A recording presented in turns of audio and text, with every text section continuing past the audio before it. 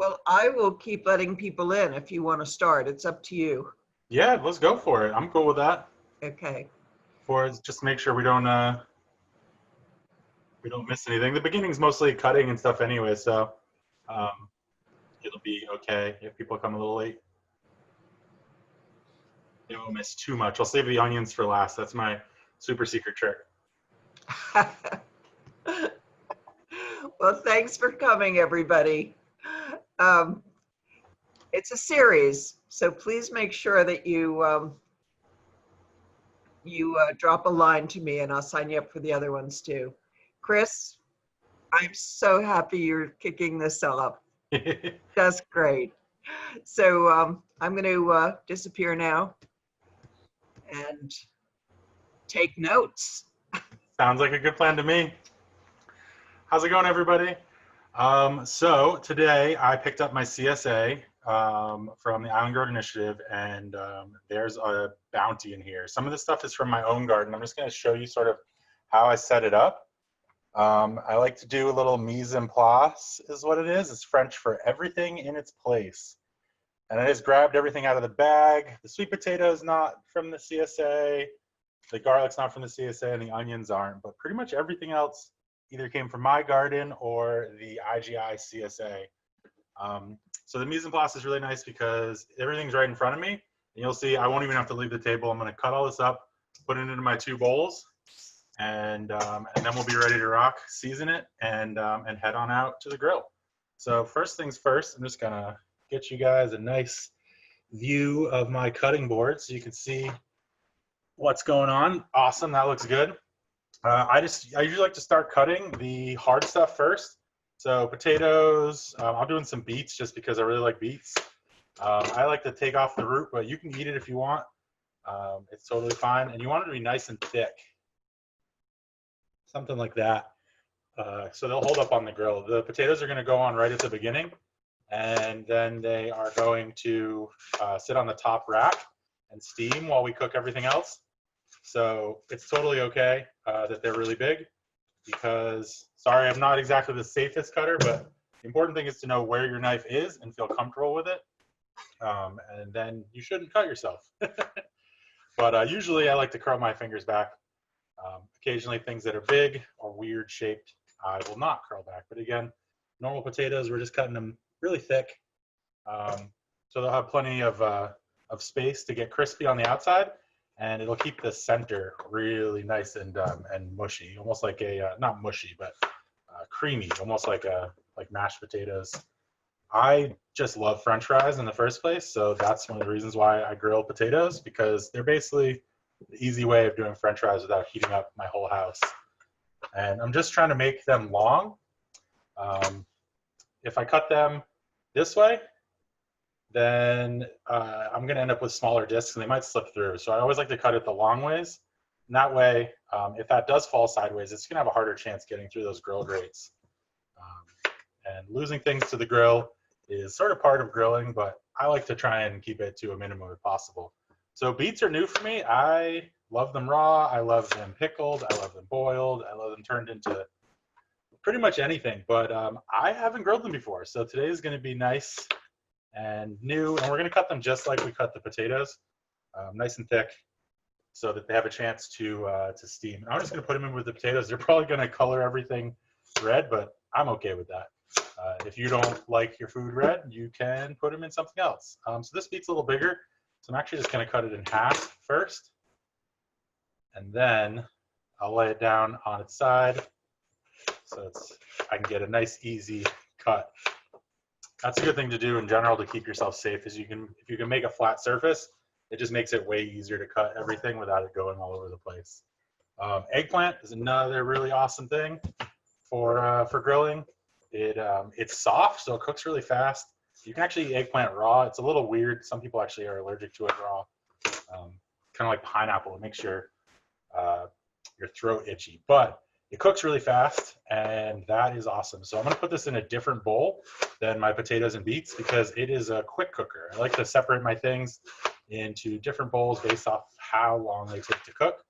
The reason behind that is the first bowl is going to have all of my things that take a long time to cook, and those are going to go on the grill first to make sure I start them cooking.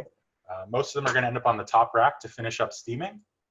And while those are, once those are all on the grill, I have an empty bowl. That way I can put anything that is cooked back into that empty bowl for storage. It makes it easy. I really don't like doing a lot of dishes, so that's kind of where most of this started from.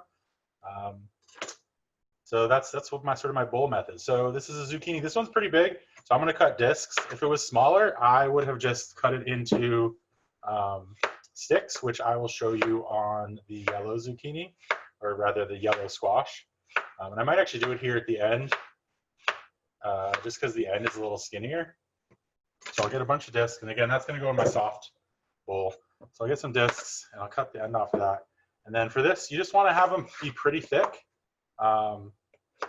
That way, they won't go through the grill grates. Even if that falls sideways, like that wide edge is going to protect it. The skinny edge gives it plenty of space so that it will cook nice and fast, which is kind of the whole point. I grill at full blast. I will have my grill pretty much at the maximum the whole time that we're doing this. And as long as you're paying attention and watching it, it usually is not a problem. So this was a nice small squash, so I just went right ahead and cut it into sticks. And this one's a little bit longer, so I'm actually going to cut it in half and then go ahead and just quarter it again to make some sticks. And those should cook pretty fast. Hopefully I didn't do too much vegetables. I have a tendency to do that. So I got one leek with my CSA, which I'm pretty excited about. Usually I use this for some sort of soup. I like to cut it right where the greens sort of come together. You can use this for stock if you want, but I'm just going to compost it. We have a really nice compost here, so I just I like to do that. And I'm going to just check it out. It looks like it's pretty clean. So I'll cut that in half, and then I'll cut these each in half. And leek is probably going to fall apart on the grill, but I'm kind of okay with that. I'll just cook it a little bit to get some char marks on it, and then I'll probably just finish steaming it on top. So that's going to go in the soft bin because that is going to cook really fast. I got some tomatoes. Most of these are from my garden. I like to grill them when they're sort of unripe like this. They hold up to the heat a lot better, and the grill really sort of brings up the sweetness. And all you really need to do is either cut them in half like that, or you can, this one's a little bigger, you can cut them into wedges. Wedging is a pretty useful thing for the grill because it increases your surface area, but it doesn't make it so it'll fall through. So again, pretty much no matter how I put this on the grill, it's not going anywhere. And that's important to me. I hate my food going to waste. You can also cut them that way.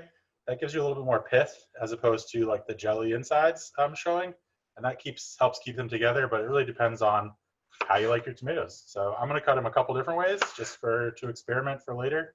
And then by the end of the day, I'll know exactly how I like them. These are some mushrooms from MVM. Their shiitakes are absolutely amazing. You can get them at the farmer's market. And my favorite part about them, you don't need to do anything. I just throw them right in the bowl. Same with these. These are some jalapenos from my garden. Again, I just throw them right in the bowl. They're good to go. They're going to get grilled with the stem on and everything. It makes it really easy. You can sort of put it on your plate.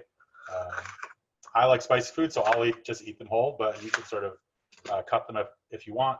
So what I did with the pepper there, if you saw it, I cut off each edge, and that gave me all these sort of edges here, and then I cut off the nice big piece on the end.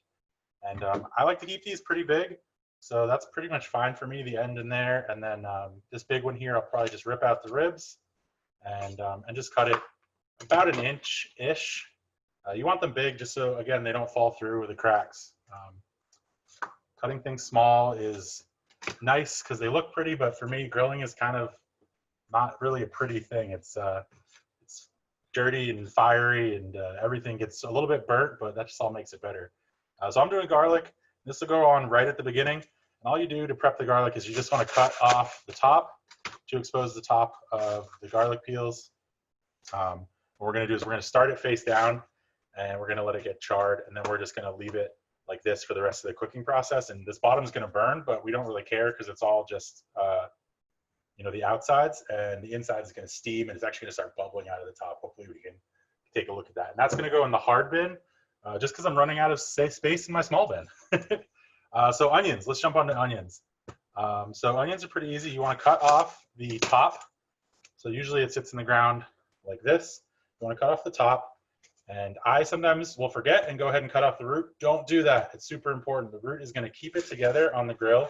So you want to cut the root right in half, just like that. Keep it on there.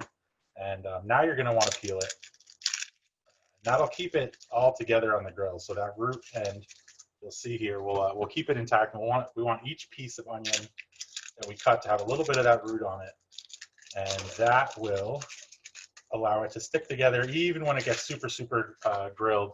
There's actually a point where they, right before I take them off, I'll just sort of hit them with my tongs, and they'll start to spread out. That helps to get all the heat right to the core of the onion and make sure it's fully cooked. I do like raw onions too, so it's totally not out of the question to just take the onion off as soon as it gets a little bit of char. It's totally up to your preference. So just peel these real quick. And I wouldn't try peeling them whole. It's so much easier to do it if you cut off one of the edges. You have a spot to sort of go after right here, but you can also peel them whole if you sort of cut them like that, but I never do that. I usually don't ever have need for onion discs.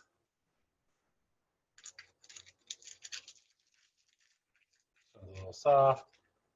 And I like to leave probably more than I should. A lot of people like to take off this extra sort of outside layer that's closest to the skin, but do whatever works for you. All right, so this is the important part of cutting the onion. You want to make sure you can see the root. And what I'll do is I'll come right down from the top and cut that root right in half, just like that. And then I'll make sure to be really careful. I'll come in and I'll cut it that half and half again. And you just want to make sure that each one of them has a little tiny nub of onion of root at the end. There you go, you can see that. And that way, no matter what we do to them on the grill, if we beat them up, if they slip out of our tongs, hopefully they will stay together. Sometimes they still break apart, but definitely much easier than trying to cut them into discs or pretty much any other way of grilling them. This is my exact favorite way. Really nice to eat. And don't worry about the root end. Once you grill it up, it actually gets pretty soft. And if you're an adventurous eater, you can just eat it. I usually do. It's full of tons and tons of nutrients. The roots and the skins of vegetables are some of the most nutritious parts. So if you can commit yourself to eat them, you'll be even healthier than you were before. So it looks like they actually peeled 2 of my corns already in the CSA. So I'm just going to pop those right in the bowl. But I'm also going to show you a pretty sweet corn technique. I actually learned this from Jim Athern himself. Most people, when they peel corn, try and do it in 2 pieces because it just makes sense. It will rip in 2 pieces. But Jim Athern told me, first thing you want to do is you want to try and grab the silk. And your first move, you're going to pull. Your main purpose is trying to pull most of the silk off. And you'll notice I didn't take a lot out there. And the reason that is because now I'm going to take what's remaining and I'm going to split it into thirds. So you actually want to pull 3 times on corn. And if you do it right, which it looks like I did, you'll get almost all the silk. When you pull it in 2, you usually end up leaving some of the silk down the edges. But this technique works pretty good for just getting all your silk out of your corn. I'll show you one more time. You want to try and grab as much of the silk as you can.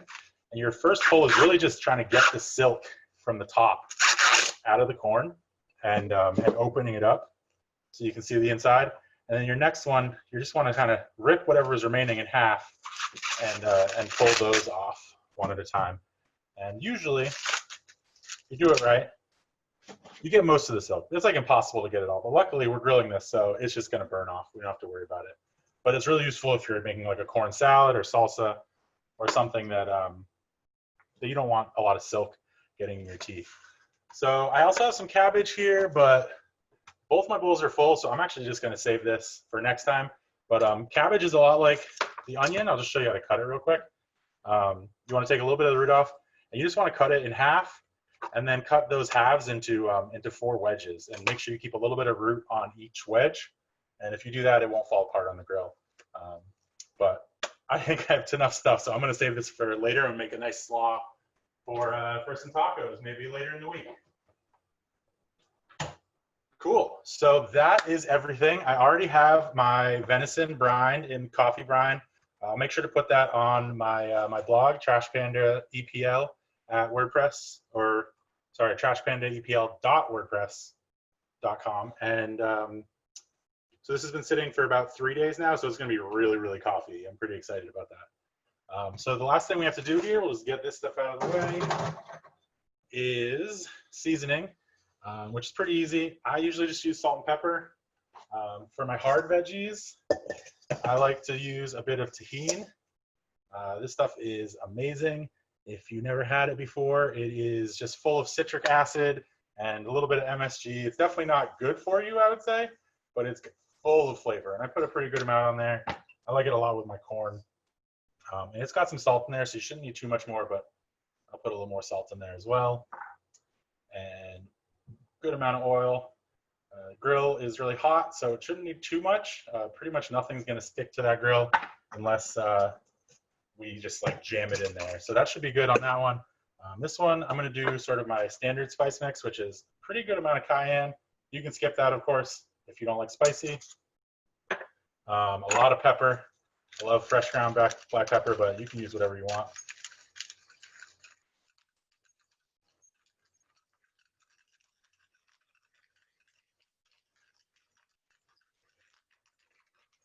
Plenty of salt. Usually, as you can see, there's a lot more vegetables than there is meat. So most of the meal is usually veggies, so I make sure that I season it really well, so the veggies can sort of stand up to themselves and be filling and satisfying without needing a lot of meat. And I also like to put a little bit of ground mustard on there. It's sort of my secret kick lately. I just can't stop myself. I like it on potatoes. I like it on like breakfast potatoes. I like it on pretty much everything. It is super tasty. And then oil. I'm gonna put a little bit more on these ones just because they're softer, so they have a higher chance of sticking. And they'll also absorb more oil, so you wanna make sure you have enough to coat everything. And now this is the hard part. You're probably asking, how is you gonna stir this? You can use a bigger bowl, or maybe use more bowls if you want and actually use a spoon. But I usually just do a little toss here. What I'm doing is I'm basically just sort of pushing the weight of the bowl forward, and then I'm pulling them back. And practice with less stuff in the bowl. But what you're trying to do basically is just get everything coated. And this works really, really well. Okay, let me see if I can get you a little better angle there on sort of the action. But you're basically just sort of tossing it up and pulling it back to yourself. What that's going to do, especially with these bowls that I have that are fairly high instead of shallow, it's going to keep everything in the bowl, and it's going to keep everything nice and mixed up, so everything gets all that seasoning on it. And that looks perfect. We'll do it to this one. It's kind of a pain with the corn. I usually don't put the corn in there, but this one doesn't have too much stuff going on. So it's just, you kind of want to feel the weight going like this.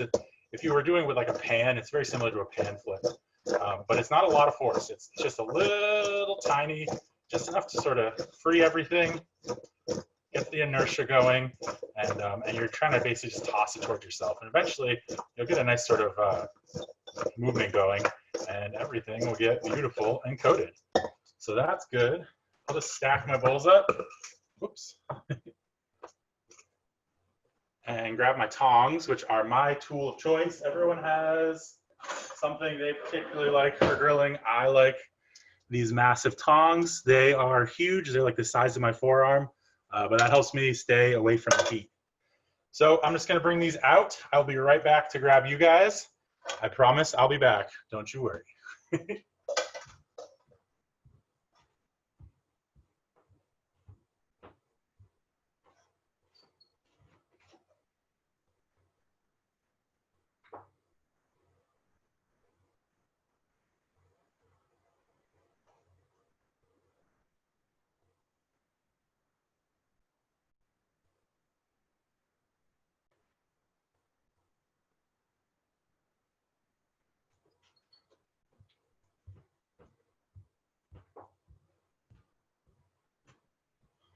All right, here we go. I'm gonna do a quick run through of my house as we head outside.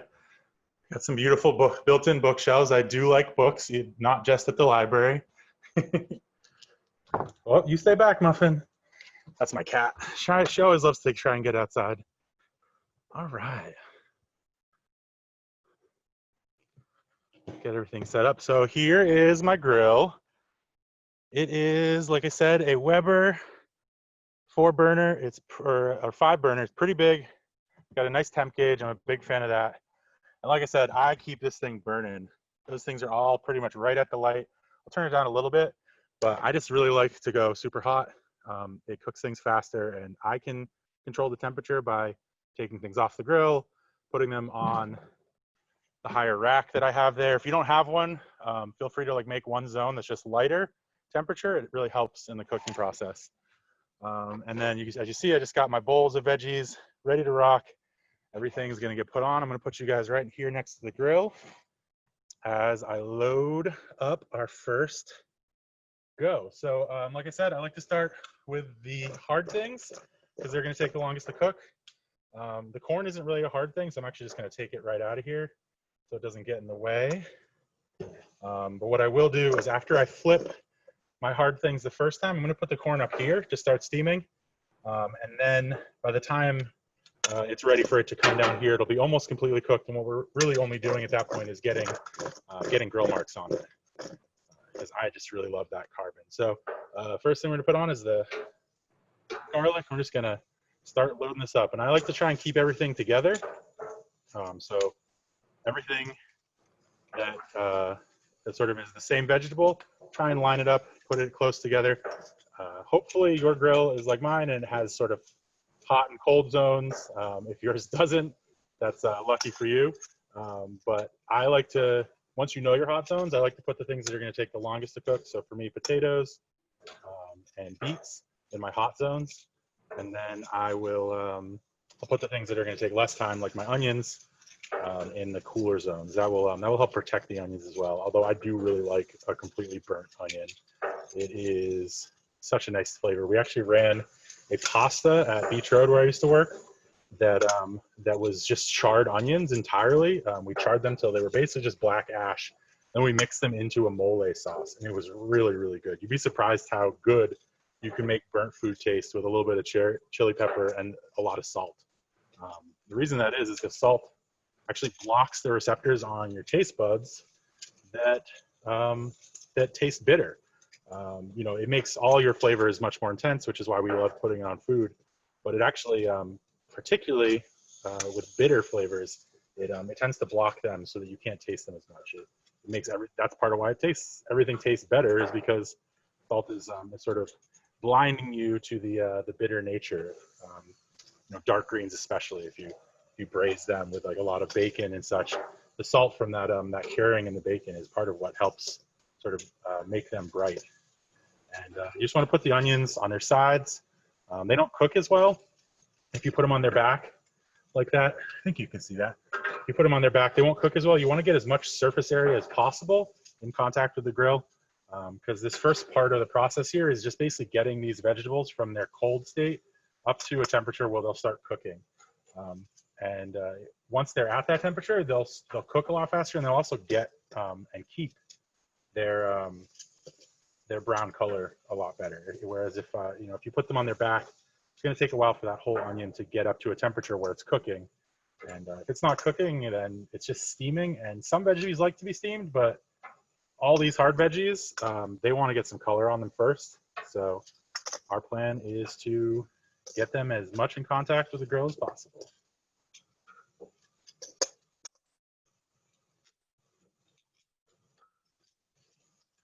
All right, sweet. We got our nice sections here. Everything's where it wants to be. I'm almost empty on the first bowl, which is great. Usually I will still have a little bit left over in the bowl at this point, which is why I really appreciate having this top rack, because I can put the potatoes there. A little bit of onions, I'll put them in here. Perfect. So I already have an empty bowl, which is great. Anything that's done, I'll be able to put right in there.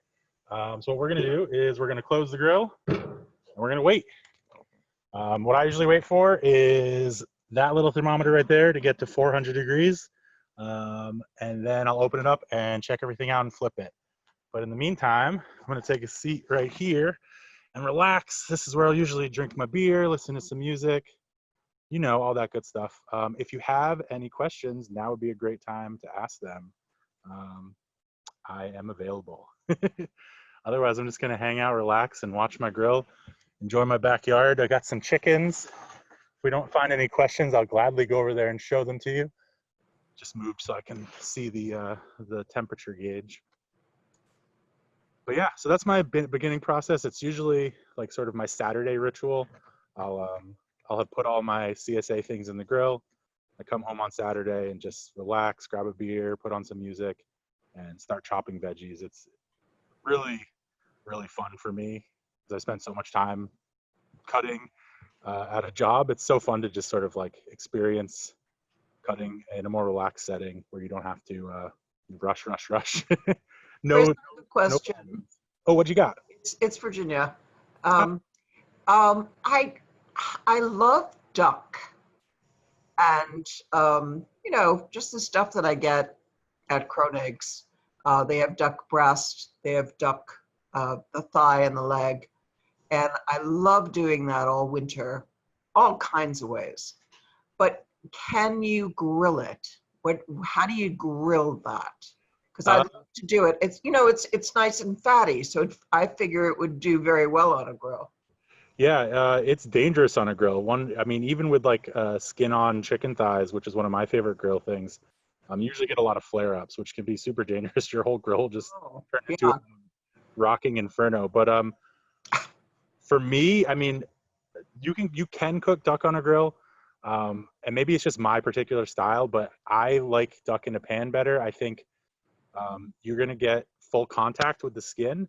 Like if I was gonna grill duck, I'd probably start it in a pan and get the skin side seared off first, and then I'd finish it on the grill, flesh side down, because I feel like skin on the grill, poultry skin specifically on the grill, always ends up like shrinking up and rendering too much, because that open flame tends to just like suck all the fat out of it and cause flare up. So if you can sort of sear the skin inside first and then finish it on the grill with the flesh side down, I think that works better. You get that nice flavor.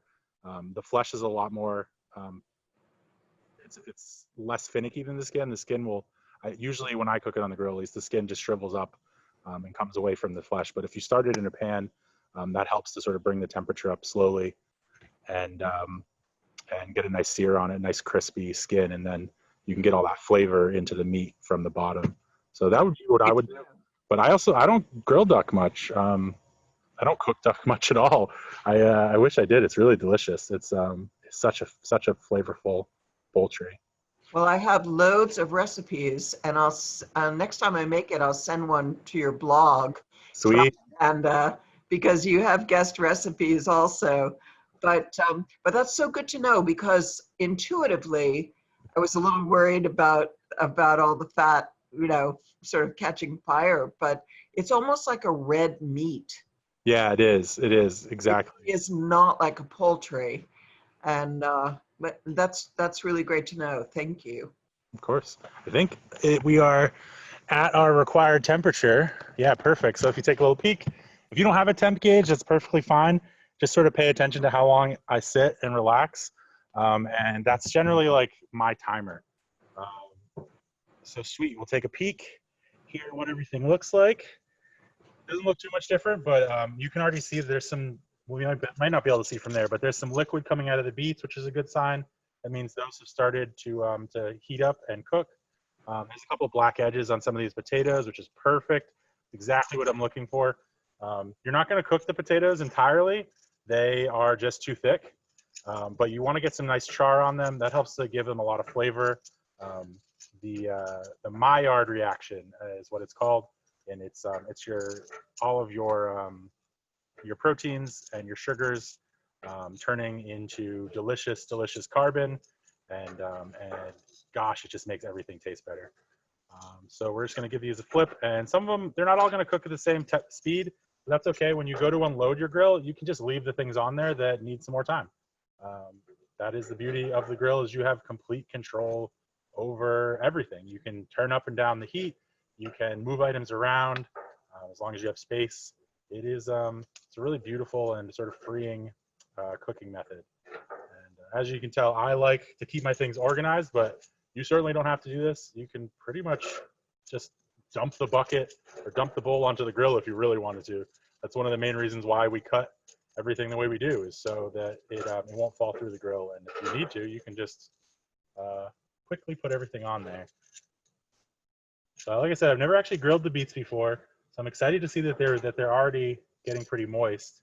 They've got some pretty nice grill marks on them, not too shabby. I think I'll just treat them like potatoes. I'm gonna flip them once, let them get grill marks on both sides, and I'm gonna put them up on this top rack to just finish steaming. We'll give one a little bite just to see what it's like. Most of the time, everything's well cooked by the time it comes off the grill, so you can just snack while you're cooking. If you're ever hungry grilling, then you're not doing it right. You should be snacking more. All right, let's see how these onions are. Onions sometimes, oh yeah, perfect. So you can see there's some nice grill marks on there, and more importantly, they're not falling apart. All those pieces are separate, but that root is holding them all together, and I can actually hold on to the root to turn them over, which is really useful. And at this point, now that one side has started to has got some nice caramelization, and the whole onion's heat level, whoop, I lost some there. Heat level is up. I'm just going to sort of flip them and let them kind of go however they want. I'm not going to worry about keeping them in one piece. I really just want them to stay hot so they can keep cooking and keep getting some nice grill marks. You'll see after we open this up, I'm going to put them all in one big pile. I'm just going to actually beat them with my tongs, and that'll help to spread them out even more and finish their cooking process. So what I'm doing here is I'm kind of using the tongs like a spatula. I usually don't grill with a spatula, like even hamburgers, I'll still use my tongs. And you just kind of want to slide it under the bottom and then just grab the whole thing. A lot of times you can use your tongs like chopsticks kind of, but this way is really, really nice for dealing with delicate material. Sweet, everything's flipped, everything looks good. Check on our garlic, it's nice and crispy. I'm gonna leave that there until we flip everything again, and then it'll stay on its root side for the rest of the cooking process. And this really is one of my favorite parts of grilling, is that you do a little bit of work and then you take a rest. And then you do a little bit of work and then you take a rest. I got a nice chair set up right here just for that. Sweet. Well, if anyone else has questions, do not hesitate. But me. The chickens, which it seems like you do, I could just bring you over there right now. Let's take a quick peek. Whoop, this way. This is my new house. We just bought it. It is absolutely fabulous. I never thought I would have a house on Martha's Vineyard, and I am so stoked. We've got a couple chickens. Hopefully you can see them. They're hanging out in, oh, you're not gonna be able to see them. Oh, maybe if they come close. That's Fluffy, the white one, and Saffron is the red one. If you can't see them, I'm quite sorry. They're cute as heck. And the black one there is Caroline Jr. They're all technically juniors. We had chickens before. I hope you can see them. Whoop. Anyways, they're super awesome. We've had chickens before. Fluffy and Saffron both ended up being roosters, which was really nice for our bellies, but not so nice for them. So these are sort of their spiritual successors, and hopefully they end up actually making eggs. Awesome. So you'll see that it sort of speeds up a little bit. We already have 400 degrees again, so we're going to jump in there again. We're going to start moving stuff up to the top, and then we will do another round of questions because we're going to load up again. So let's take a quick little peek. Awesome. And the things will just cook faster because their temperature has been raised by just being in this hot environment. So they're already starting to caramelize on the other side. And you can just give them a little squish. Things are hot, so you might not want to do that, but I obviously, my fingers are sort of been trained to heat. So yeah, these maybe just a little bit longer, but some of them are ready to go. Sweet potatoes cook a lot faster than normal potatoes, so that's one of the reasons why I've already taken some of those off. You're really just looking for grill marks because these potatoes are going to be up top here for the rest of the grill session. Like that one just looks perfect. I like that little black there right there. That's just like, that's exactly what I'm looking for. If you don't like that, what you can do is, again, you can turn your grill down lower. You can also just take them off earlier, or you could like microwave them a little bit or boil them beforehand so that they're almost all the way cooked. And then again, what you're really just doing at that point is just getting some grill marks on there for some extra flavor. But it's all up to your preference. I really like burnt food. I guess when I was a kid, I burnt too many things and I just took a liking to it. All right, sweet. We are getting to a good place. So I'll flip those, and those should be done by the time I'm done unloading all this. I think these beets, they still feel a little hard. Interesting. I always like to try and have at least one experiment each time I grill. It just helps me to sort of learn more and grow as a cook. Plus, you never know. Like I was grilling apples for the longest time because I just had a bunch sitting in the fridge, and they're so good, grilled apples. I'm just gonna take a bite of this and see how it is. Oh yeah. Okay. So the beets are still a little crispy. They're not like the potato where they get soft inside. They're still kind of hard, but they're completely cooked. So I'm gonna take them off. That could just be the type of beets these are. Some beets are a lot more fibrous than others. As you can see, I took a nice big bite out of that, and I'm gonna finish it off right now. It's so good. All right. I keep losing onions. So all these onions are pretty much done at this point. What I'm going to do is I'm just going to pile them up into one big pile and hope that I don't lose any more. Usually the root trick works really good, but sometimes you're just unlucky. It could just be that I'm manhandling them a little bit.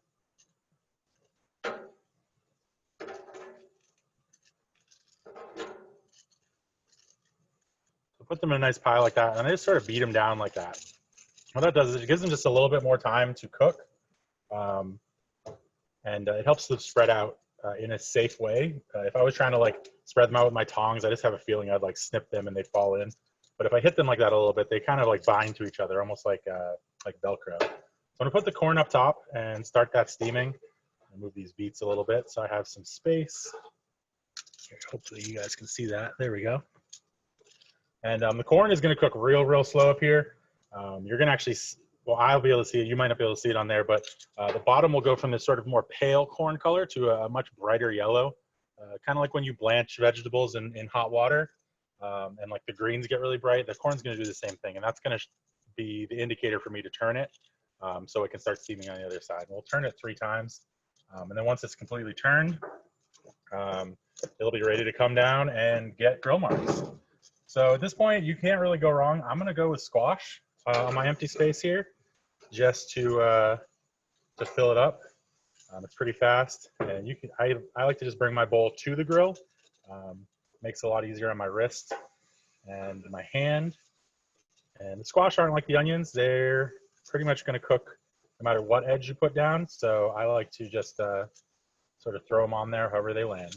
And if you lose any squash, you can just sort of use your new bowl shaking technique to shake it up, and some more ones should pop up towards the top.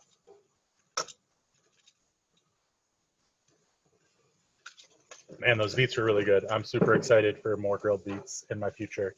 I wish I'd cut up more. Highly suggest some grilled beets. I think they're going to go really good with this venison too.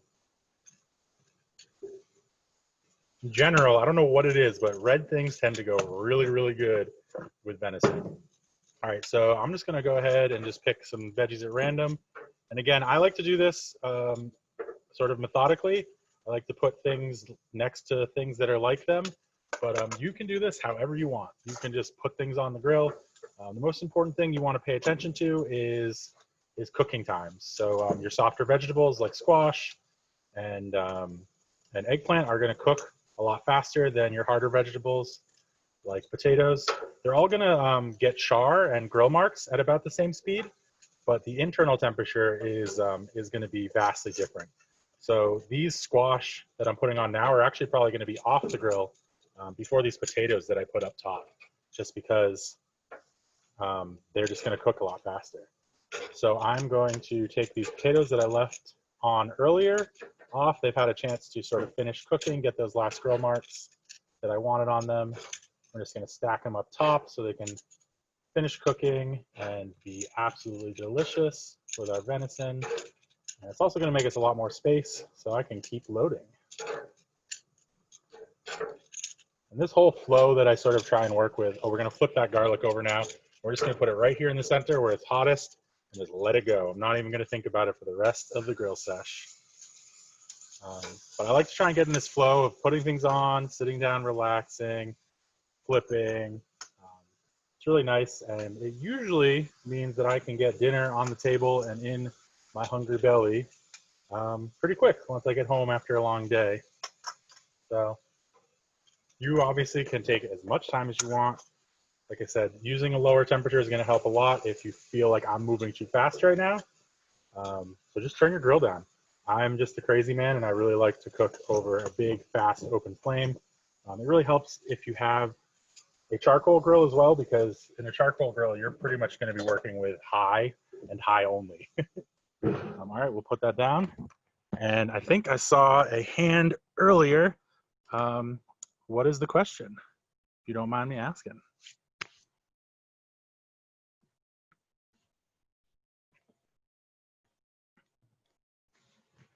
What's that mean? I think we can hear you now. All right, cool. My bandwidth, Chris. Chris, I'm under the impression you use propane, right? Have you used any other fuels, or do you have any opinions about wood? Or I've seen some products like wood smokers that you can put into gas grills. Have you tried anything like that? Yeah, wood is definitely nice. My grill won't accept wood. I mean, I could put it in there, but it would probably ruin the self-starter.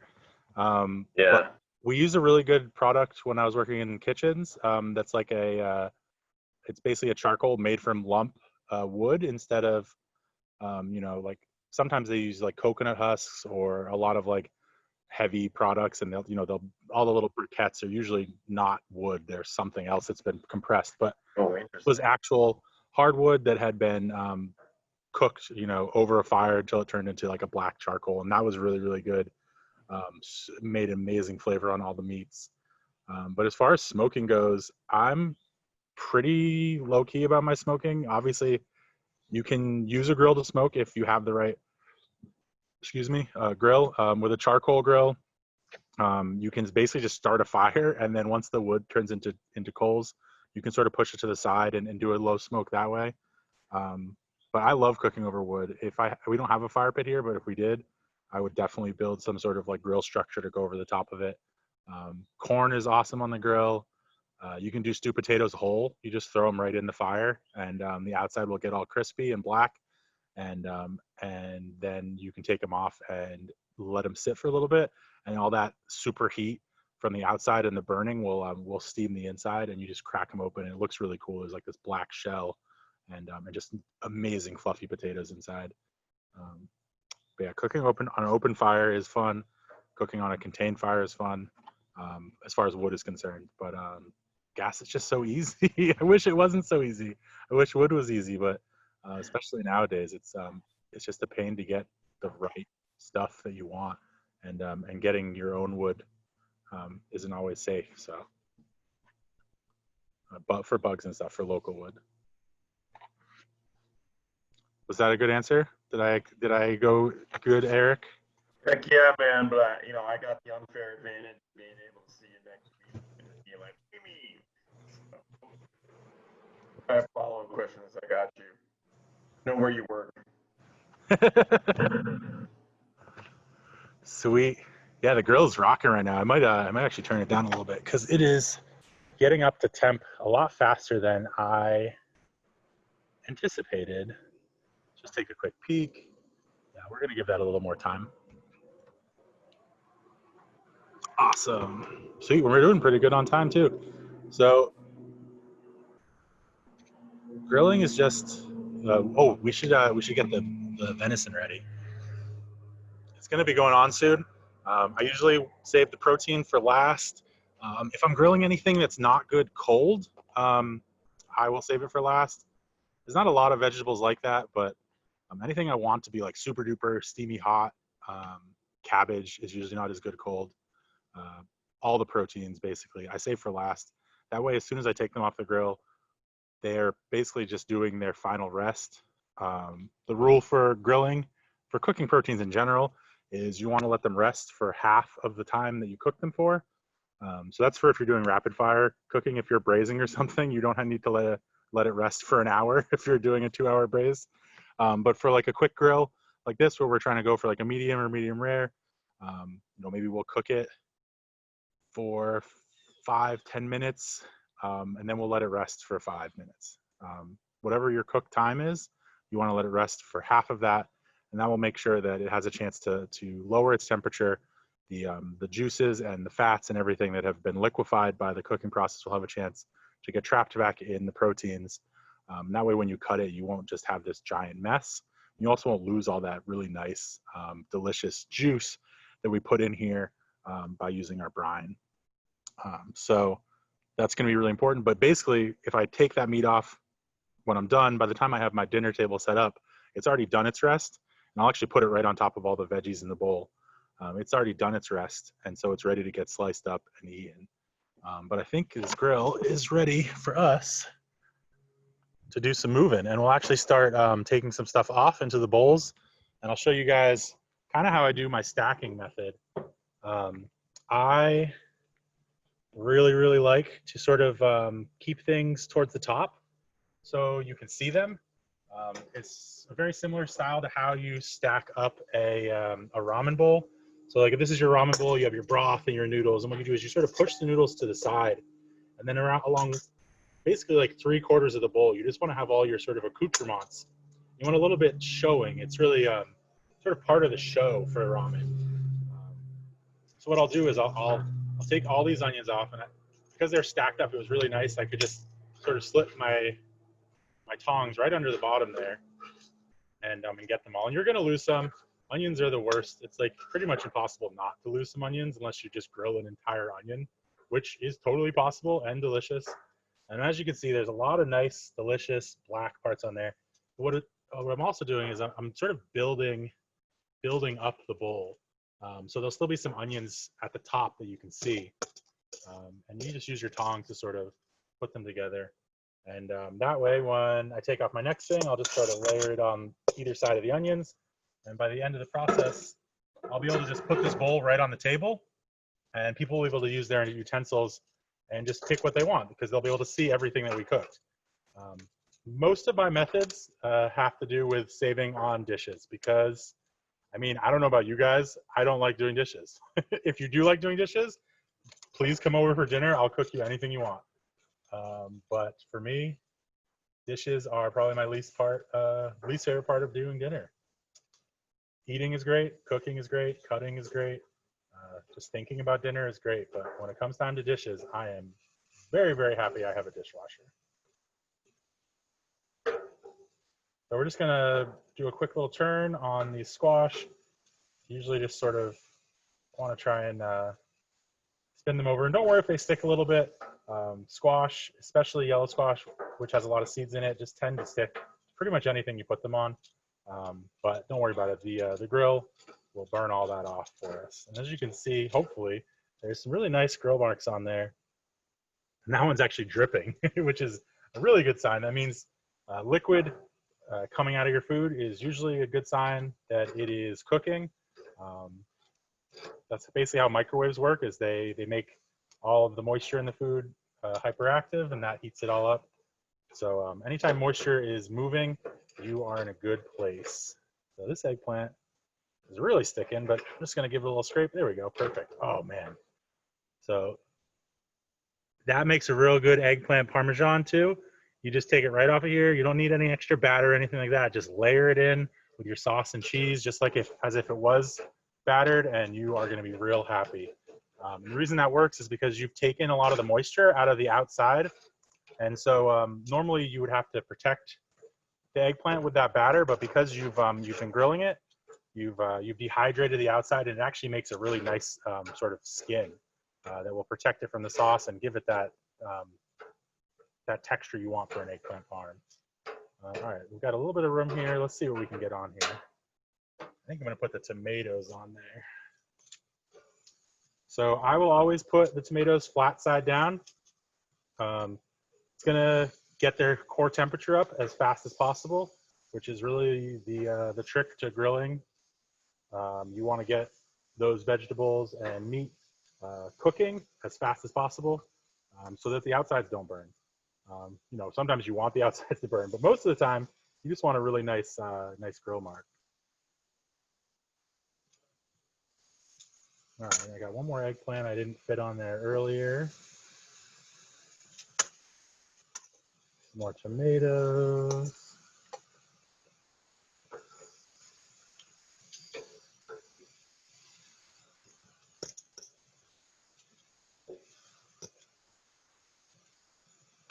At this point, we're getting real close to a lot of stuff being done. I think we still got one more sit before we're going to start unloading anything else. But all I got left in the bowl is leeks, mushrooms, and peppers. So let's go ahead and let's get the mushrooms on there.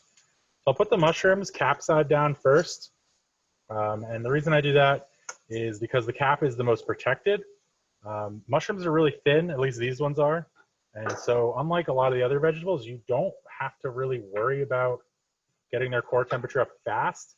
For these, I just want to make sure that they cook evenly. I don't want to have like the chunk near the middle where the stem is. I don't want that to be completely uncooked while the rest of the mushroom is burnt. So I just want to get as much surface area in contact with the grill as possible so they cook evenly. If I was to put them this way, all the gills would be sort of lifted off of the grill, and they just wouldn't cook as well. But what's going to happen is the cap's going to cook. They're going to get really floppy. Then when I flip them, I won't have to worry about this sort of like center spot in the mushroom that's being sort of held off the grill, because they'll just sort of smush into the grill. And my corn has already started to steam, so I'm just going to give that a quick turn to make sure it cooks evenly while it's up top there. And great, we're in wait mode again.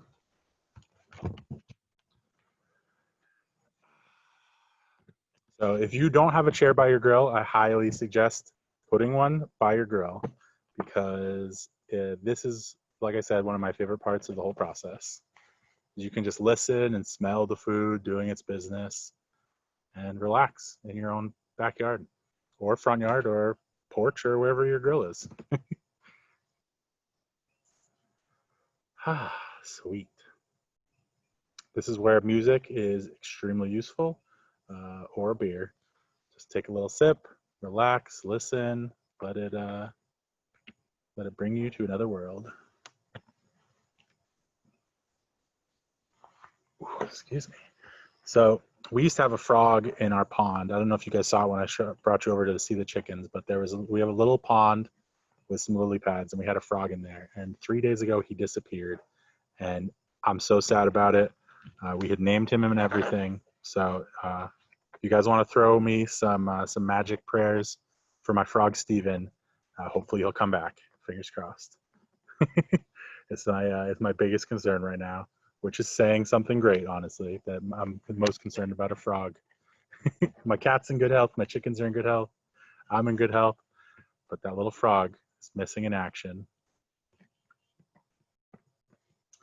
Sweet. So my temperature is rising.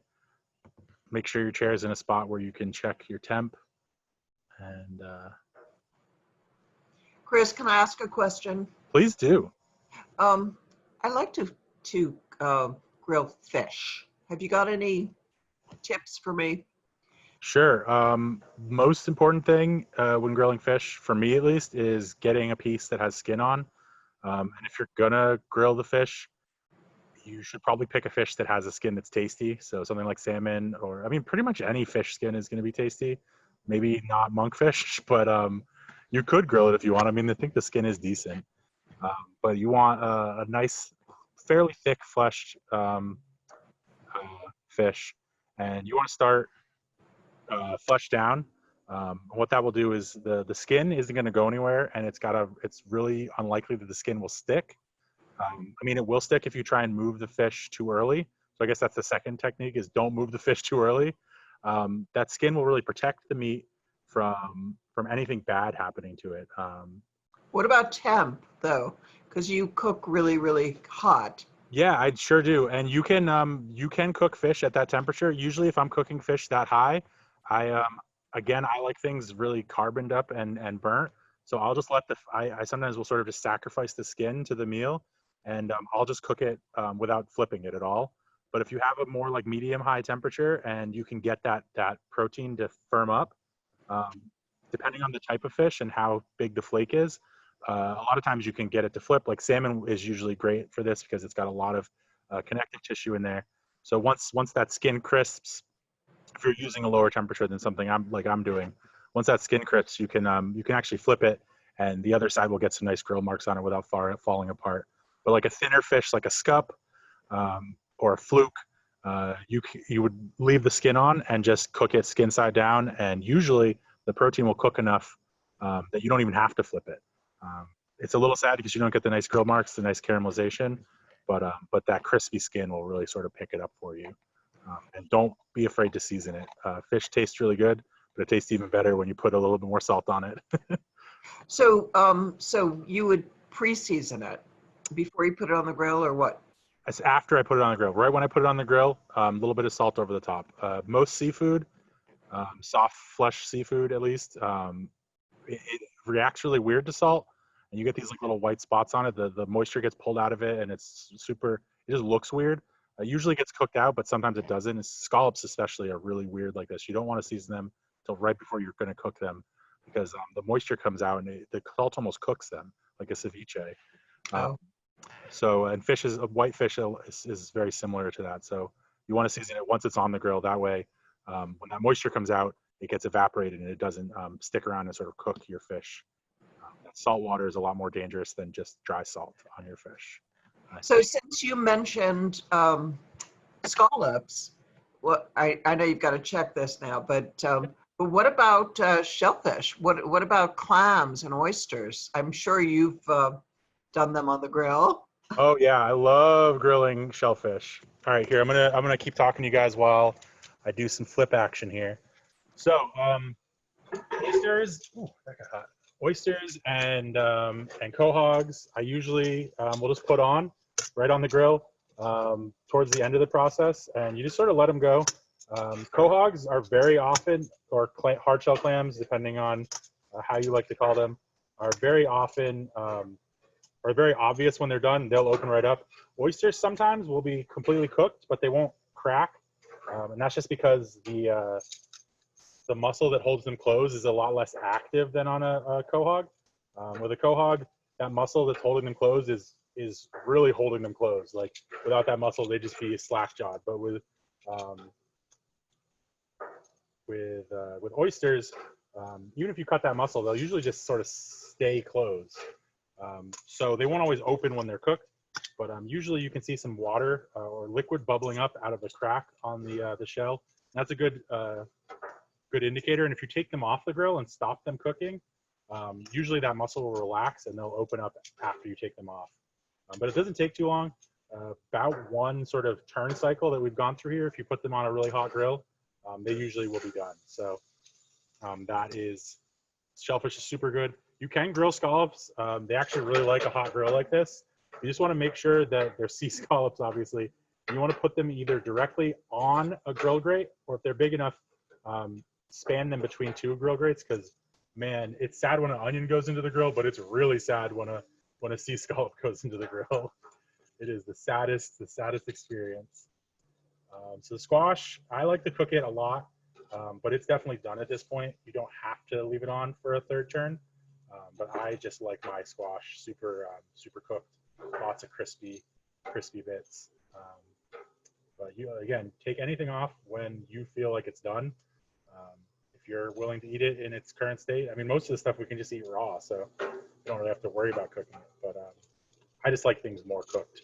So yeah, so look, the skin on the mushroom is nice and brown, and it's even more leathery than it was before, which is really cool. If you touch it, you can. I don't know if you can hear it. Anyways, so that means that they're ready to flip, and they won't take really long at all on the other side because they've already come up to temperature. They're already nice and hot, so you're really just trying to get some color on the other side. And I like to move my things back just because the front of my grill is much less hot. It looks like these green tomatoes are ready to rock. Again, really nice char grill mark on that. Red tomatoes are a lot softer, so you can be careful with them if you want, but these are probably going to end up getting saved till tomorrow. I might eat a couple with my venison, but realistically, these are going to get saved and probably thrown into a salsa for those tacos I was talking about that I'm going to use that cabbage for.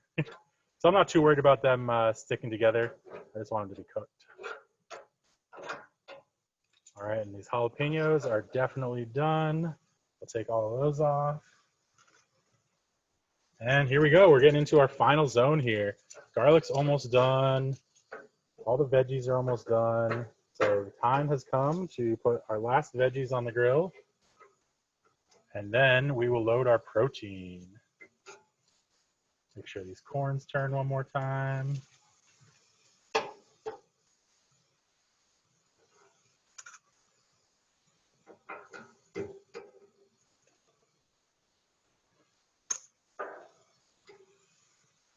So peppers you can load any way you like. They can go flesh side down. They can go inside down. It does not matter at all. They'll usually be pretty flat, so it's not a problem. And they can take the heat, so you really don't have to worry about them. And then there's a little bit of juice left in the bowl, so I'll just pour that over my corn because I feel like it's got the most little spots for, let me say nuggets, the most little spots for that juice to slip into. All right, awesome. So let's see if we can make some room for our protein.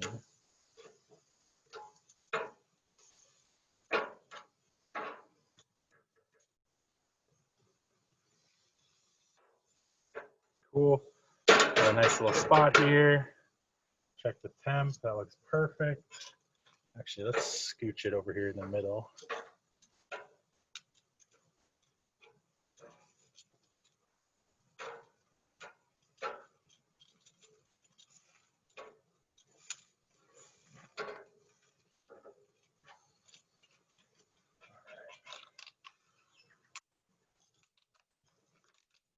Like I said, this venison has been brining for 3 days, and my brine has a little bit of vinegar in it, so the venison, the outside is already going to be a bit cooked. This is a really nice piece of venison backstrap. If you ever had a sore back, right that muscle right down the middle of or the side of both of your spine, that's where your backstrap comes from. It's also called the loin sometimes. If you ever get pork loin, that's the same thing you're looking at. That'd actually be a really great substitute for this if you do not have access to either venison, a hunter friend, or anything of the sort. Pork loin is really good. It's super similar. It's got it's a very low fat content, just like this. So you should be able to cook it very similarly. And it's making a really good noise, which is what I want. If your protein doesn't make a good noise when you put it on the grill, as fast as you can, try and get it off, because that first hot sear is really important for keeping it safe and making sure it doesn't stick. And we're not going to touch that until it basically comes off all on its own. If we touch it too soon, it will stick. A lot of the protein will get lost to the grill, and I just hate when food gets wasted. So I took a little bit of time. I think the squash is actually done, so let's go ahead and take that off. And then we can get our corn on the grill.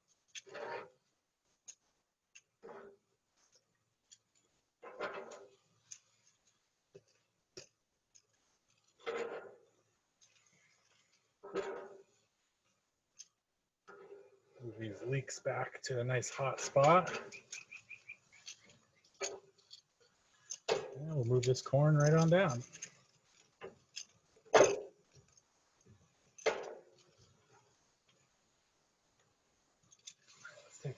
these potatoes. Perfect. So you can see the potatoes got a nice core. I don't know if you can see it on there, but right there, there's a little spot that's just not done. And you can tell it's not done because it's got a different color. Potato starch will turn white when it's cooked and all the moisture is out of it. But it'll stay almost like a transparent white when it is not cooked fully. And these are basically done. They're going to cook more once they're in the bowl. So I'm going to leave them for one more heat up session. That's so good. Just to make sure.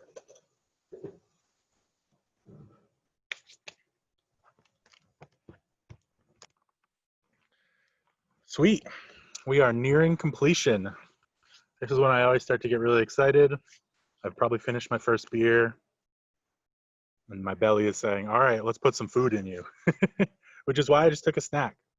Remember, if you're hungry at the grill, you're not doing it right because you've got the tongs, you've got the control of all the food. If you don't have little small pieces of veggies like I do, just throw a couple in there. That way you can make snacks for yourself as you cook. It's always important that the chef is well fed.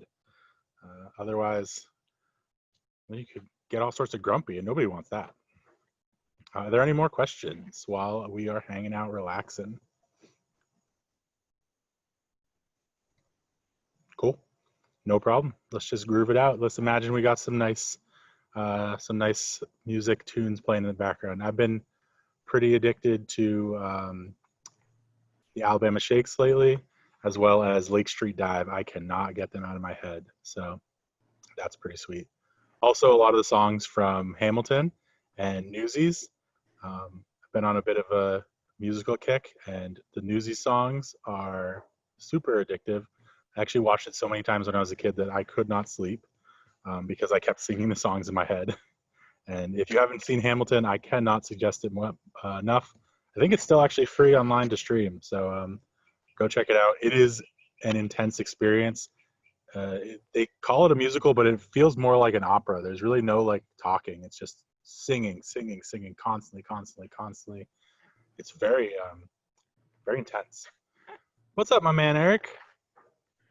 Chris, dude, you've got a venison on one side of the grill. You got some vegetables on the other. Are you cooking at different heats or something? Are you, because we can't see the dials, are you doing something a little different on one side than the other? Because the Weber is really well known as a very good indirect heat grill. I'm curious what you're doing there.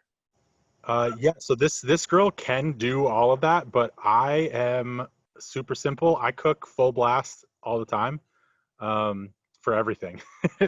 I have that top rack, so that is sort of where I like to put things when they want to cook slower.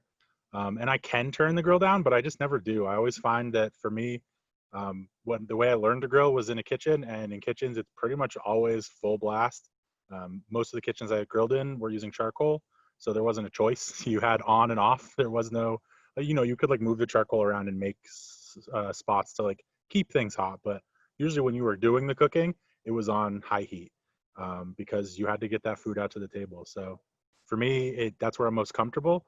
My protein's one of the beautiful things about this piece of meat is even though there's not a lot of fat, we did brine it.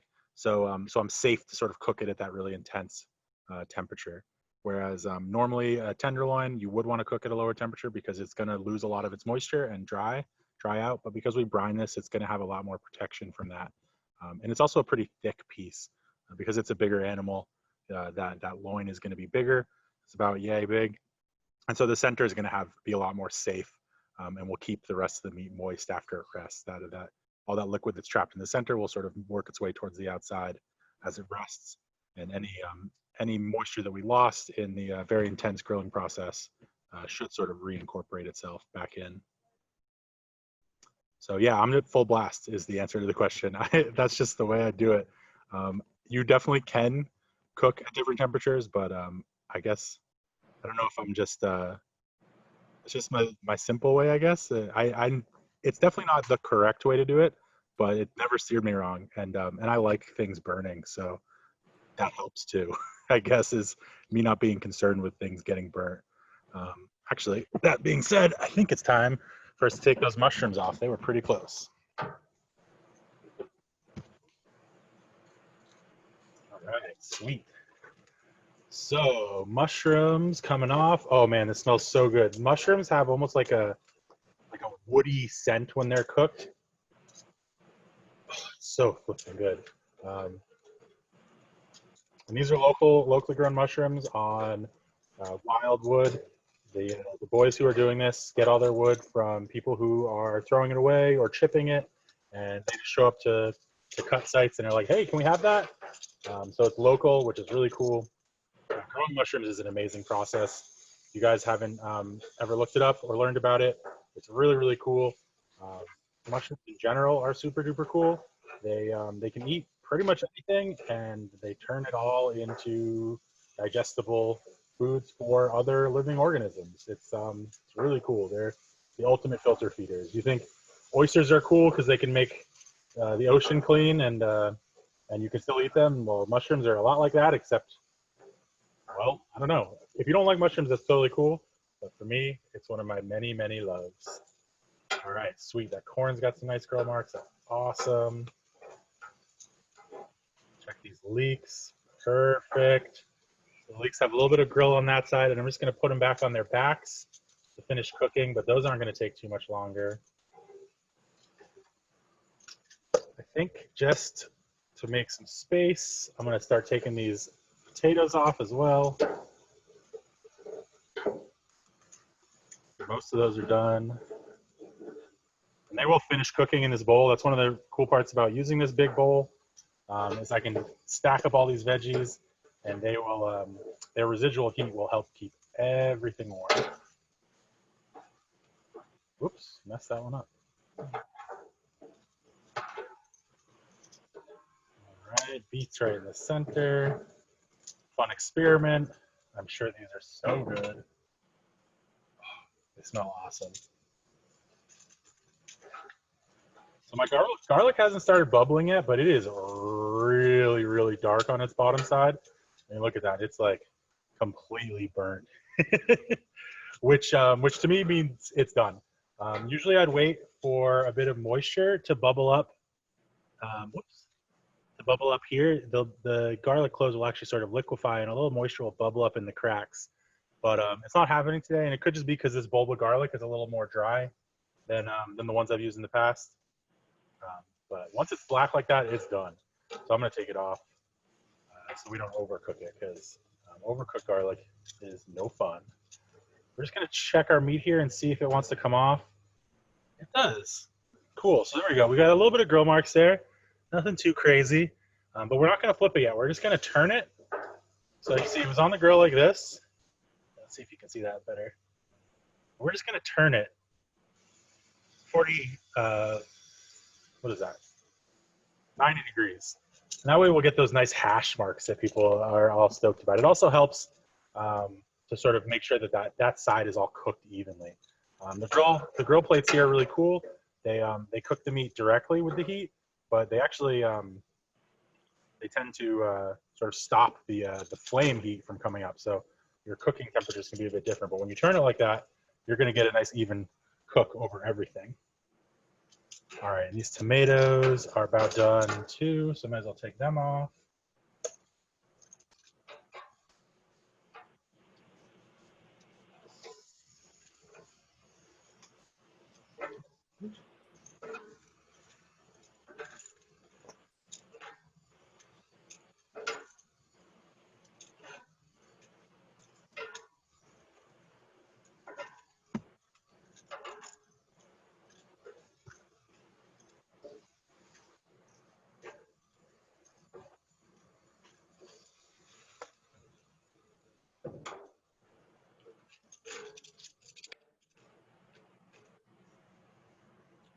Sweet. So almost everything is off the grill now except for our protein and these last couple veggies that are cooking. So the protein should be able to get a lot more of the heat from this side of the grill. Basically the whole flame right here is just going to come up, hit the roof, and come right down on the protein. So it should increase its cook time. And that means we don't have to wait very long before we jump back over there. And the first side that you're cooking on that protein is the most important one. That's going to bring the temperature up to that cooking temperature. Um, if you've cooked burgers before, it's a very similar process. Your first sort of side takes quite a decent amount of time.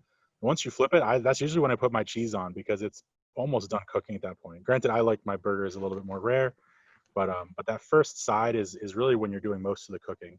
Because once you flip it, that temperature is already high, and that heat's just gonna run through that other side much faster than it did the first one.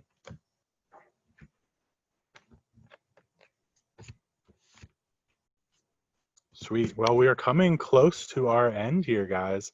So if you have any more questions, now is the time. And just a quick reminder for all of you that this is a series. So next week, we will have another cook. I believe it's Rizwan next week. Absolutely fun. I'm really excited to see what he was going to do because it's going to be a lot more intense and involved than my sort of simple veggie cooking fest. So definitely make sure to tune into that. It's going to be cool. Chris, I have a question. Yes. That brine looks like it would be fabulous with some thick cut pork chops. What do you think about that? And any tips on cooking something like that? I haven't done those on the grill. Sure. Yeah. Pork chops work great on the grill. Depending on where you get it from, you can cook them, like a medium well or even a medium, depending on what you like. But that's totally up to you, especially if you don't know where the meat came from. Cook them all the way. But that's one of the beautiful things about having a brine and brining meat in general, is that you can cook it all the way and it will still be moist because you've sort of forced a lot of moisture into those protein,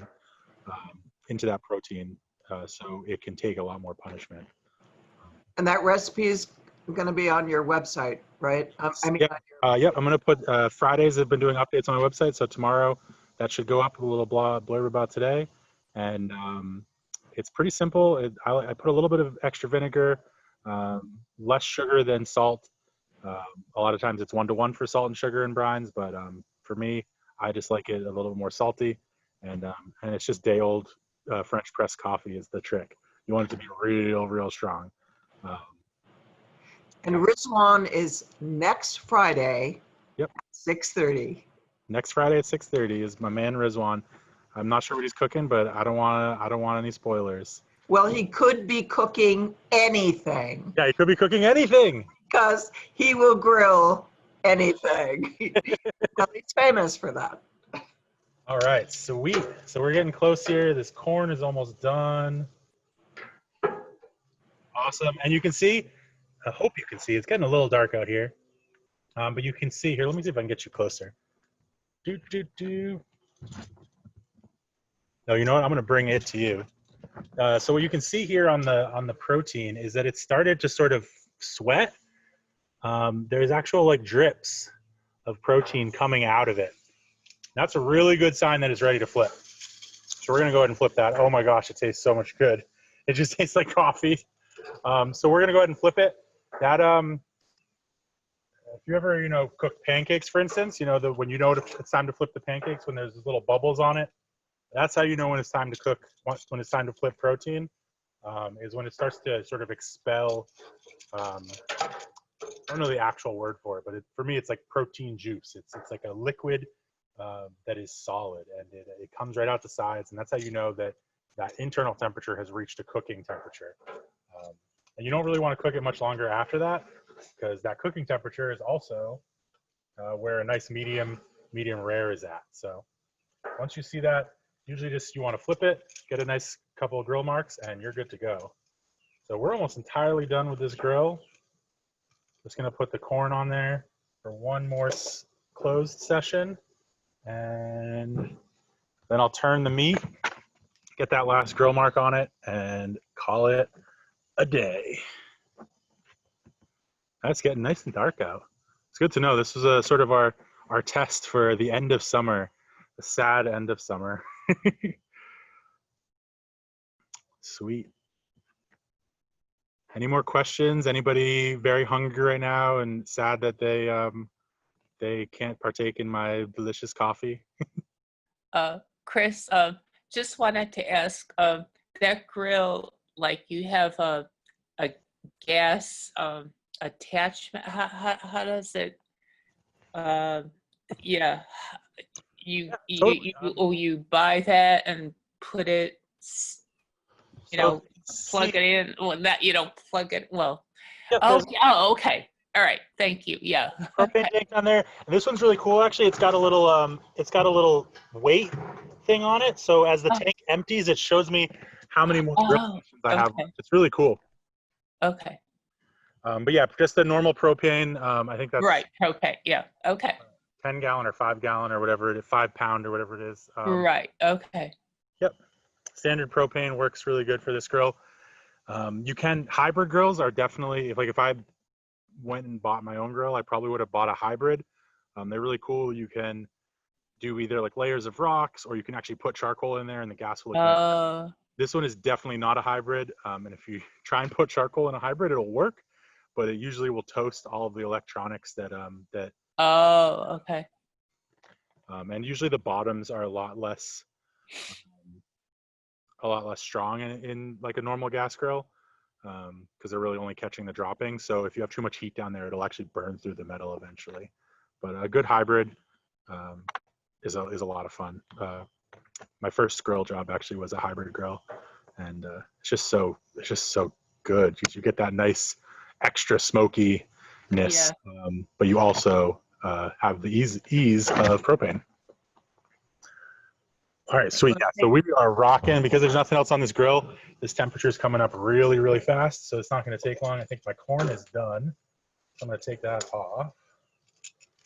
And we're just going to hang out here with this venison.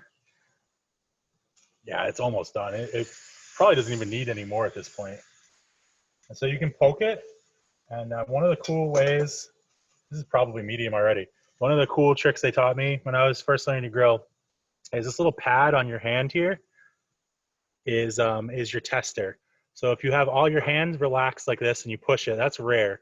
That's what rare meat's going to feel like. That's basically raw at that point.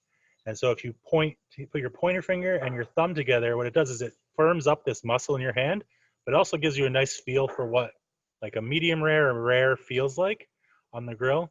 And if you go over to your middle finger and your thumb, you poke it again. Try it right now, and you'll see. As you work down your fingers, you go to your ring finger, that little pad on your palm will get firmer and firmer, and you make it all the way to the pinky. That's what a well done steak feels like. It's super hard, firm. All those proteins have set up. There's not going to be a lot of give, and so that's a really cool way to test out meat. If you have no idea what you're doing, just touch yourself right there in your palm, and work your way down your fingers to where you want your meat to be. So right now, I'd say we're probably just about to hit into medium in the thickest part, and I'm probably well done in my thin part because I left it on here too long. But that's the problem with me. I cook at high heat all the time. If I had been more, but that's also the whole reason why I brine this, is I don't have to worry about that. This is going to be delicious and moist. Even if I left it on here for, well, maybe like 5 more minutes, it would still be fairly moist. But I'm not going to do that. I think it is done at this point. The bottom side is really just cooked. The top side is going to be our nice sort of presentation side if we were sort of showing this to friends or anything like that. And that's it. I'm going to turn my old grill off. You can, if you want, sort of cook off all the stuff right now, but I usually like to save that for the next grill sesh, where I will leave it on high and cook off all the sort of leavings from my last grill session. I am definitely more of a sort of dirty home cook, so I like the fact that there's going to be sort of bacterias and flavors sort of growing on my grill in the interim. That heat will kill them, but they'll leave behind sort of their proteins and what all the sort of their amino acids that made up their body, and that will actually make, for me at least, the grilling process better. If you find that gross, feel free to just leave that thing on and clean it off before you go in for dinner. But for me, a little bit of extra fermentation of what I leave behind, I think it sort of adds to the process the next time. So guys, I think that's it. I am going to bring this inside and start up dinner. But before I go, is there any more questions or comments or pretty much anything at all? Chris, I would like to thank you for doing this. I think we learned two definite things among many other fun facts. Your philosophy of grilling, if not life, is full blast. and I'm really happy I know that about you now. And the other thing that I learned is probably what the rest of us learned was we are really sorry we're not having dinner with you Yeah, and Sandra tonight. you are kidding. It's gonna be delicious. Thank you so much. Anybody have any questions? No, I just want to come to dinner. That's all, Chris. Just tell us where you live. Well, I'll be eating these leftovers on Saturday at the library, so Excellent. I at least get to tell you how delicious they were. Yes. Thank you very much. And Thank you very much, Chris. Rizwan And will be thank on you, next Friday.